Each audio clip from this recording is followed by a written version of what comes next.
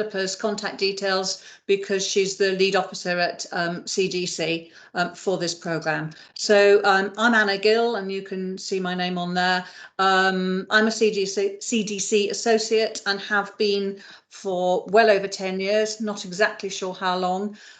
Started out originally as a nurse for many, many years.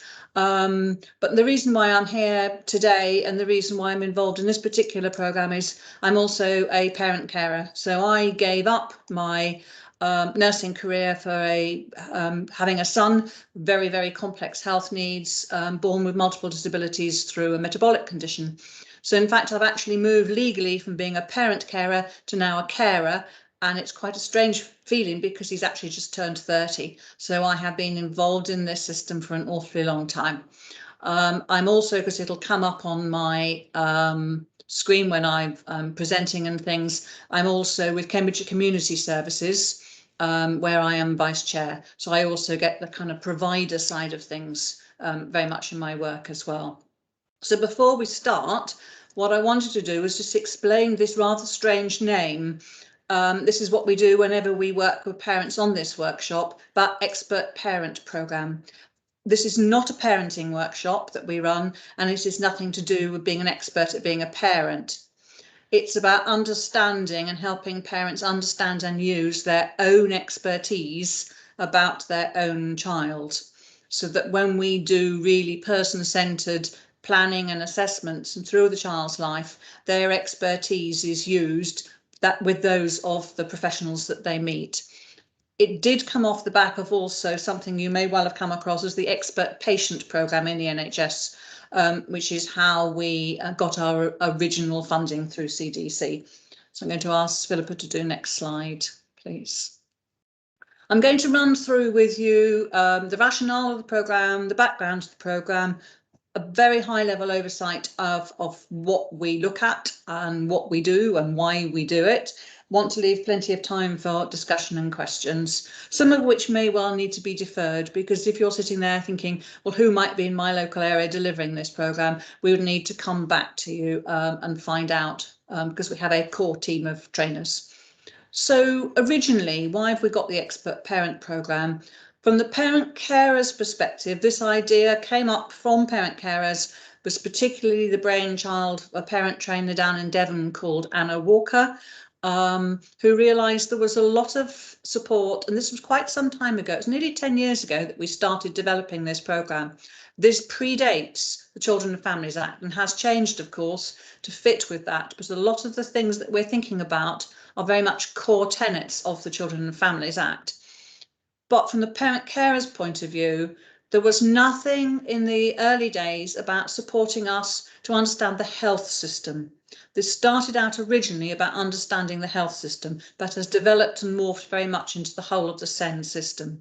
So it was to help parents understand the system, where they fitted into it, and to try and make it less adversarial. So we had a lot of talk earlier in the plenary about battles, about being adversarial. We very much wanted this message to be, it doesn't need to be like that, it shouldn't be like that, but some of that ownership of the relationships does sit with us as parents, and how to understand how to develop those really good relationships.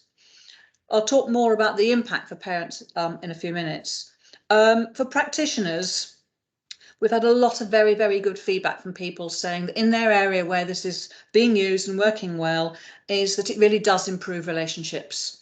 And people have a much better understanding, a much stronger partnership understanding. And it's one of the things a lot of parents say to us, I now kind of understand where people fit within the system, where I fit with them, and understanding some of the challenges, because we do not shy away from the challenges about, you know, funding and provision, commissioning, and helping people understand the role of a CCG, the role of how a system works, the difference between a local authority and its relationship to government, and the difference between health providers and the relationship to government, and the autonomy of the different people that families work with. One of the things that Nick mentioned this morning was how COVID has really highlighted in the Ofsted reports that where relationships were strong between practitioners and families, they really, really helped children's outcomes. during the COVID pandemic, and still are. Where things were fraught and broken down, it really highlighted the difference. From a commissioner's perspective, for example, in the Peterborough area, Cambridgeshire and Peterborough area, but in Peterborough particularly, the CCG has commissioned the Expert Parent Programme to be delivered by parents in the local area through the Parent Carer Forum, because they had an extremely long waiting list for diagnosis of autism, for parents waiting for an ADOS assessment, etc., for parents who just sat there for months and months on end. And as things are progressing now, of course, across the country, the waiting lists are really long. So it was an idea of, so what can we do while we're waiting? So the local authority sat down with the parents, and they realised one of the things they can do is help parents understand some of the things they could prepare, some of the things they could understand, so that when they do hit the system, they're not so distressed, so wound up, so angry with the system that relationships just are fraught. And that has been so successful. It's had 4 years of repeated funding. For those of you from a commissioning point of view, you know that you don't recommission if something doesn't deliver. From a system perspective, I think this is really important, and I've added this in. It really fits across the long-term plan. Some of the whole population health aspects. If we're looking after our children with SEND, we need to support the entire families. The parents' health and well-being is very much wrapped up into the child's health and well-being. We're looking at whole system, whole population, place-based care. So actually, early intervention and early support are absolutely vital. So I would suggest, and I do have a vested interest because I was one of the co-authors of this, we would suggest at CDC that this does actually fit a lot of the system working. Thank you. So originally, we were funded by Department of Health. Now obviously Department of Health and Social Care, very keen to bring much more social care aspects into the work. But we were originally funded. We've also been funded for various iterations by Health Education England and some others, which I will explain in a minute as we talk about the development. But a group of parents brought together by CDC. We were all trainers already. So we weren't just kind of plucked out of the air. We were all early support trainers from the early support programme, from the national teams. And we sat in a room for a day and basically worked out what are all the things that we wish we had known earlier on. And that's the basis of the start of the programme. There's been an enormous amount of resources developed. The vast majority of those developed by professional teams at CDC in the health and social care teams. And we'll send you the links, and the links at the end of the slide. But there is lots of access to information and resources. And originally, we started out with what we called a generic model, a generic workshop. It was all age of children and young people, pan disability. But it became very, very clear that we needed very, very specific workshops for specific needs. One of the things we can do is just deliver to early years. I think early years and primary work really, really nicely. And then secondary, moving into transition to adulthood. I remember there was nothing worse as the parent of a 2-year-old meeting families and severely older disabled people. And it was right in my face when I realised this is my life for the rest of my life and my son's life. You need to be able to talk about the things that you want to talk about with a 2-year-old. Is very different with a 16, 17-year-old. So again, it's very flexible. The first different workshops that we provided were funded through Health Education England, Public Health England. We did one about learning disabilities and challenging behaviour. We have one about CAMS, mental health services. But then we were approached by the National Deaf Children's Society saying, could we do something specifically for parents of deaf children? So we did a pilot in London with parents of deaf children who told us the things that they wanted us to really focus on for their children. And we developed that and trained up parents of deaf children. That's 4 years ago. We are still delivering it virtually. I was doing it up until 8:30 last night, and that is across 4 nations. So we're delivering to parents in Northern Ireland, Scotland, England and Wales. And then the most recent and very exciting module, was funded by charitable money through Together for Short Lives, the National Children's Palliative Care Charity. If you're sitting there, as I had been, with a child with a life-limiting condition, your needs and the things you need to know and discuss are very different if you're sitting next to a mum of a 4-year-old with autism. So we looked at very much, this is very specifically also about transition to adulthood and that change moving across into a new system. We have on the website, on the CD website, a list of contacts of people who are the trainers, key trainers and local regional trainers. And there are quite a lot of parents who are trainers who aren't on the CDC website, who deliver the workshops, but don't want to sell the services, so to speak, beyond their own core group. And we've moved recently into virtual delivery, which has actually been really, really interesting and has actually opened us up. One of the things that I was first challenged about was this was going to be for white middle class mums. And even when we went to a funding panel recently, it was, how are you going to make this not for white middle class mums, which is a very good challenge. But in fact, actually, when we delivered through Together for Short Lives, 50% of our parents involved were from BME backgrounds, from ethnic minority backgrounds, and a large number of dads come along to these, particularly now we're delivering virtually and can deliver into the evenings. So what we're trying to say is it's pretty flexible. So just very quickly, because I'm going to want to leave time for questions and things, is what do we cover?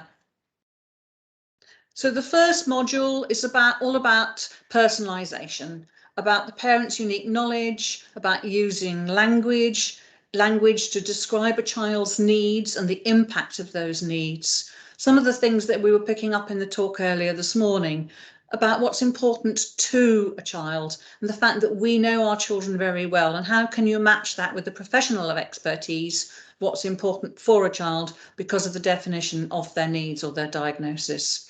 And we spend a lot of time talking about children's strengths and who they are, and that balance between them being a person and having a lot of needs. But one of the things we really, really do manage to get across is the impact of these needs, helping parents articulate the impact on the child and on the whole family and their relationships with siblings, for example.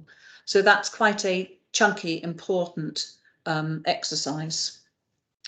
The middle module, we start off by looking at the role of parents, and then we also look at the role of carers. Depending on the cohort of families, if you've got a lot of parents of children with very complex health needs, many of us are taking on really, really complex nursing and therapy roles. And it's helping people understand that when you're asking for support and help, it's on your caring responsibilities and role, not help to be a parent.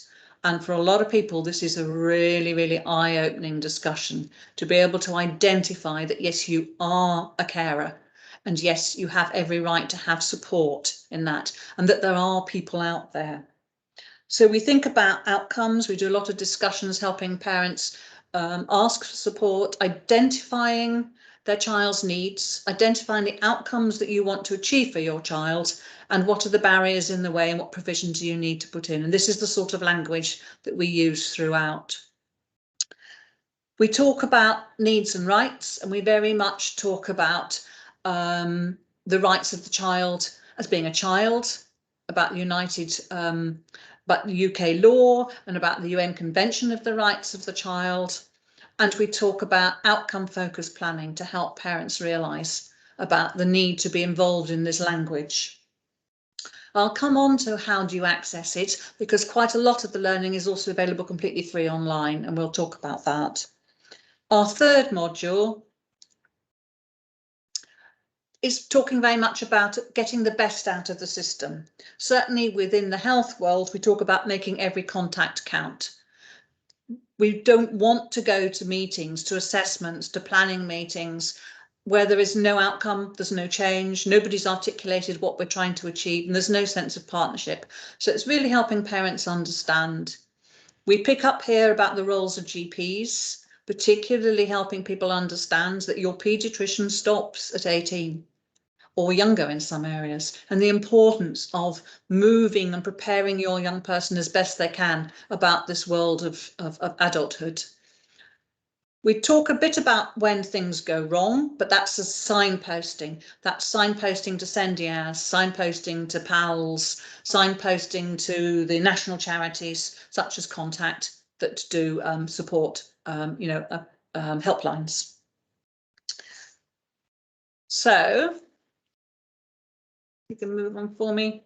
Thanks. Sustainability is always a challenge.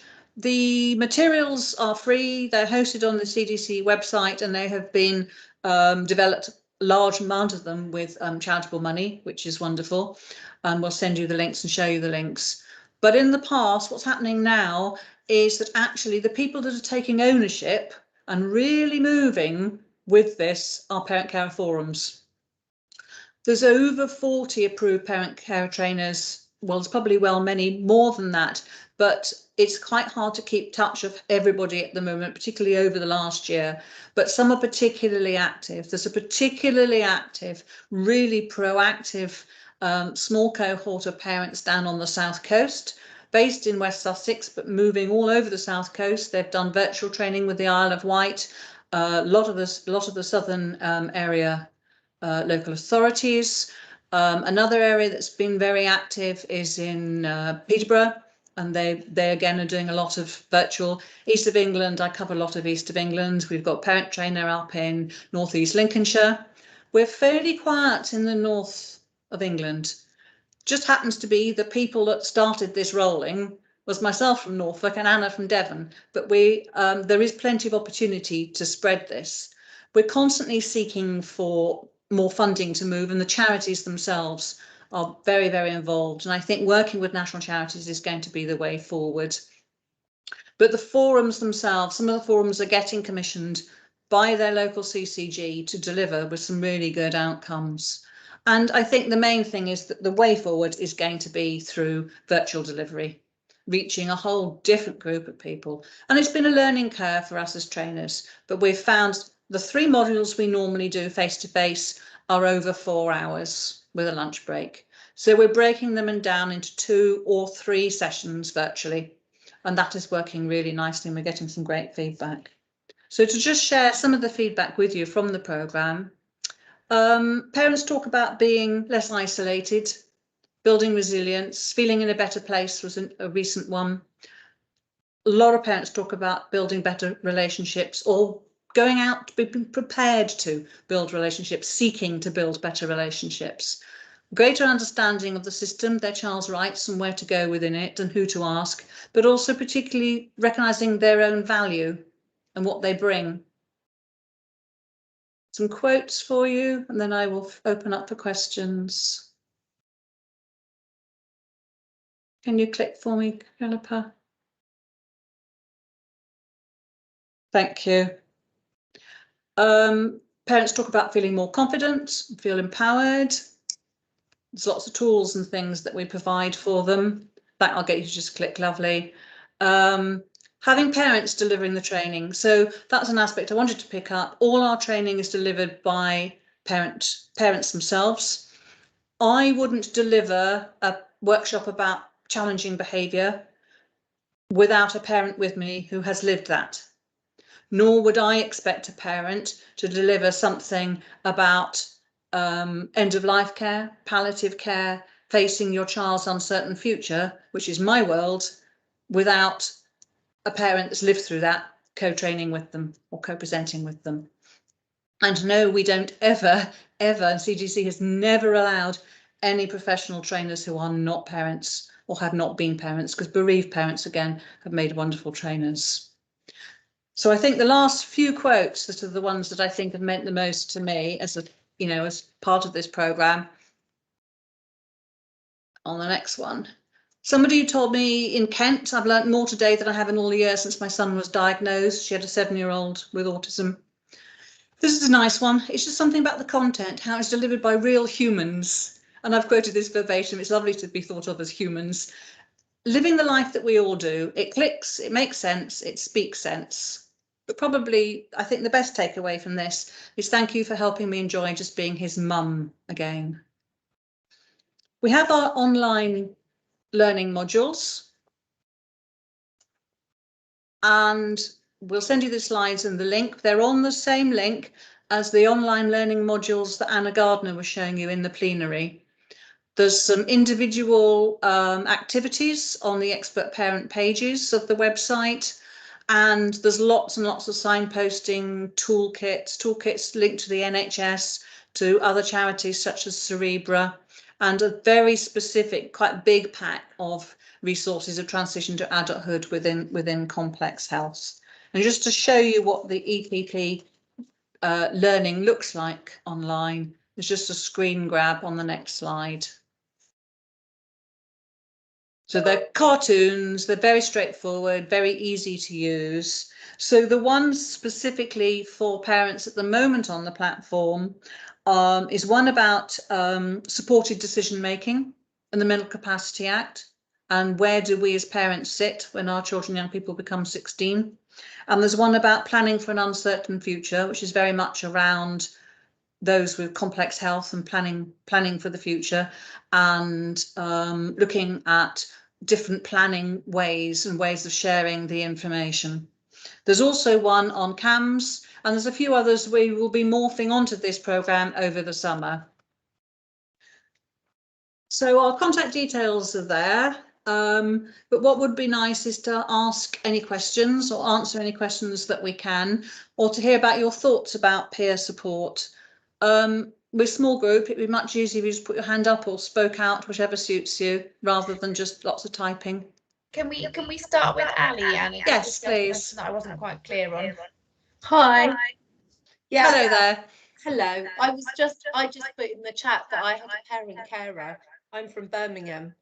I'm DCO in Birmingham, parent carer who's new to things but wanting to start being influential in the city. And she was she's in her professional role, she's very used to training and stuff. And she was saying exactly what you're saying. I want to write this. We need parents to talk to. She was actually talking about parents talking to Senkos, talking about the language and the way that their parents can get treated and looked down on by professionals.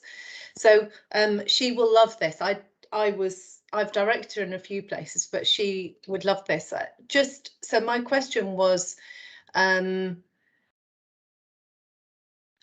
funding is an issue, but we're in the CCG, so we might look at that, and we've just had a revisit and there may be some stuff coming. Could she link with, so the modules that you have got, are they something that are available on the web pages that she could, or some parents could deliver, or what would be the system if we wanted to get an expert parent programme going here in Birmingham? If you wanted to get the programme going with all the access to all the learning materials, the slides, etc., what we have always done is we have a train the trainer model. We have 3 or 4 of us who are experienced train the trainers. Yeah. Who would be, so she'd be most welcome to contact myself or Philippa, and we can chat to her about ways of doing that. If she wanted to be able to, which is brilliant, our biggest challenge is an area that wants the programme but doesn't have the parent leaders or the parent trainers in the area to want to take it on. And there have been a lot of people that have done this and need a lot of support in the early stages and then really move on themselves. Some of the materials, quite a few of the exercises are available on the website. So we're very happy to have a chat and talk her through what we've got as a start and how we use them. The whole idea is we want to cascade this out, but we've never just sent people a training pack and said, here you are, off you go, because that's not how it's meant to run. Does that make sense? Totally. That's really helpful. I need to bring a few people together and pass it over. Thank you. I think the difficulty we've got is that we're not funded long term by central government at the moment. Something comes through like the CAMS one, and that came through, you know, through Transforming Care, etc. So it's kind of been creative. The people that have been most creative are parents groups and national charities, but the parents groups have been working with CCGs, very much so. Have we got some other questions? Or if not, if people, I can talk a little bit more about content, but it'd be rather like to take some questions if anybody's got more questions.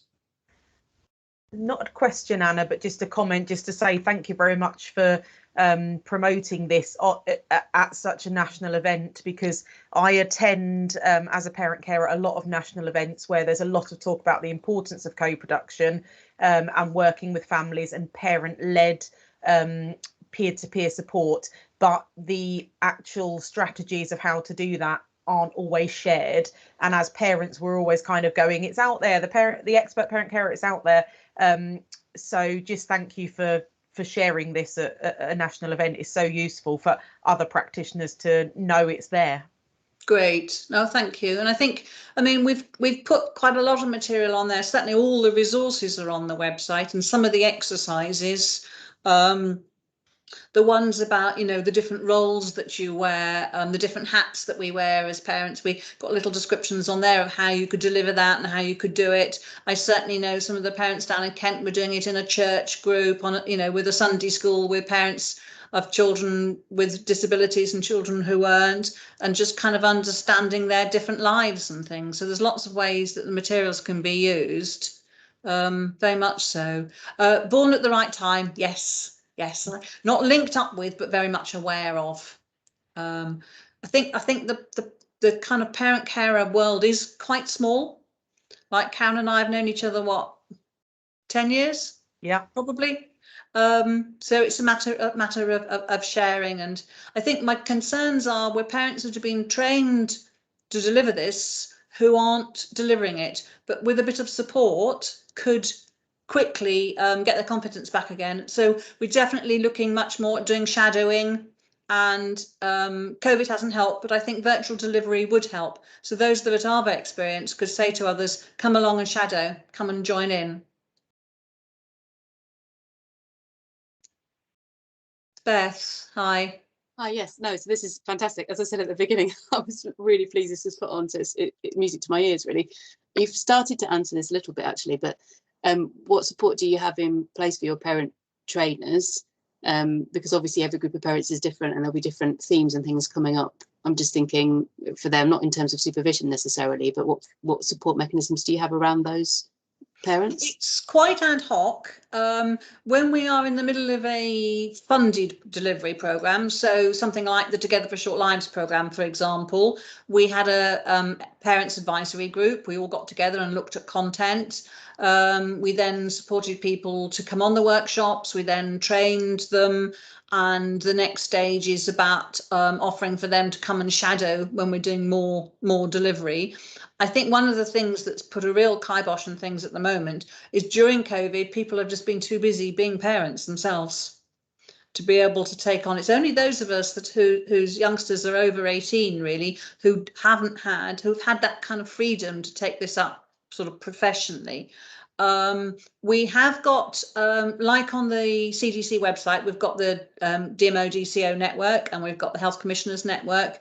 We do have an expert parent trainers network. It's not wildly active, I have to say, but it wouldn't take much to get it going. I think a lot of people, sadly, we were expecting to have got going again by now.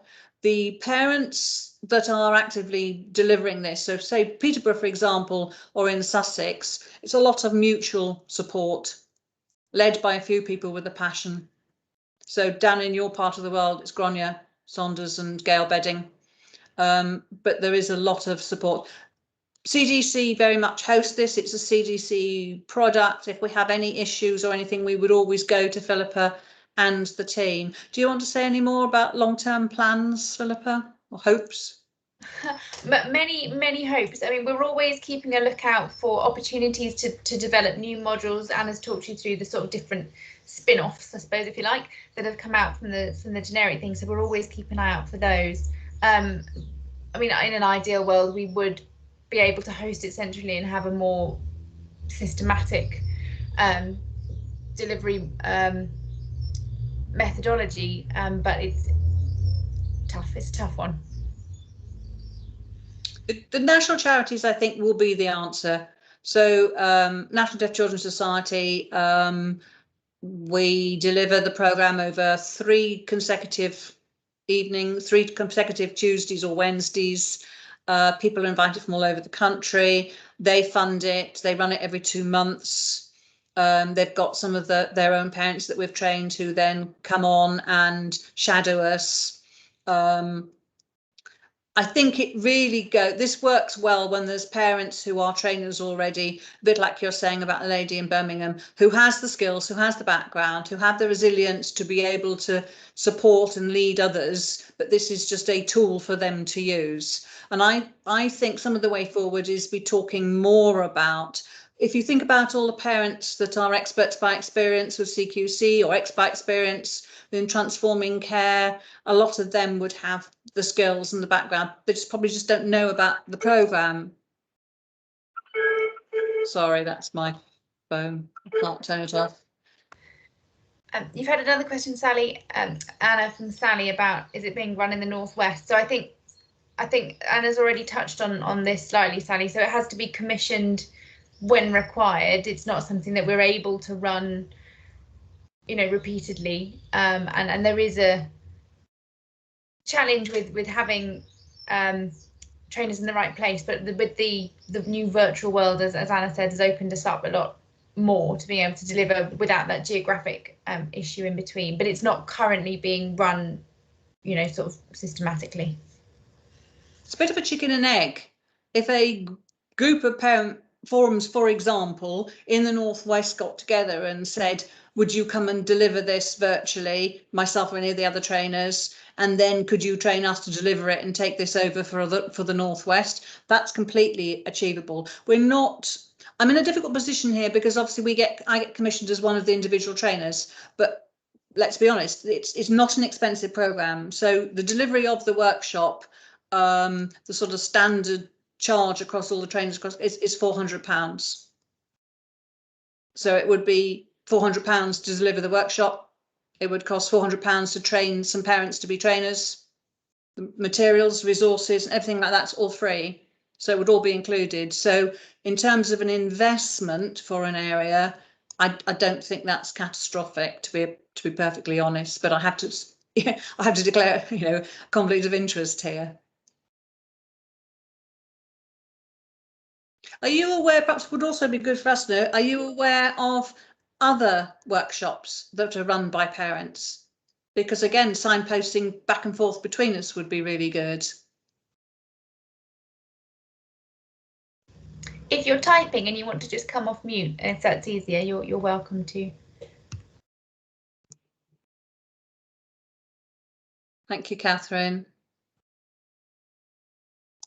Because I know in with the Peterborough parents, can we double check? I think Sefton, the Northwest, may be engaged.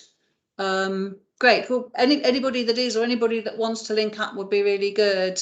Carrie, do you want to come in here? It was just to raise the point, Anna. It may well be different, but I can check that out from a Sefton perspective. They were awarded Health Education England monies last year. There were 6 sites across the northern region that were awarded Health Education England monies, and I know the Sefton Parent Carer Forum were really proactive about developing, wanting to develop a peer support programme. So I think they were connected in with this programme. And their overall aim, I think they were aiming to grow the numbers, you know, just to like many other places, they have a small group of parent carers who are really proactive, and they were hoping to develop that further, and I think they did. But I can check that out and link back with Philippa. That would be lovely if you could link back with Philippa, because if they are, then it would be really nice to know and touch base with them. If they're doing something else, again, it'd be really nice to know what they're doing. I know Family Voice in Peterborough are commissioned along with this to do some behaviour support programmes, and also another thing to link up with, quite a few of the parents that are involved are also parent trainers for Contact. So they're doing the sleep workshops, the behaviour workshops, the going to meeting workshops. Some are the same small group of people out there. What we want to do is develop it. Right, thank you. Last couple of minutes, Sally. Hi. Hiya.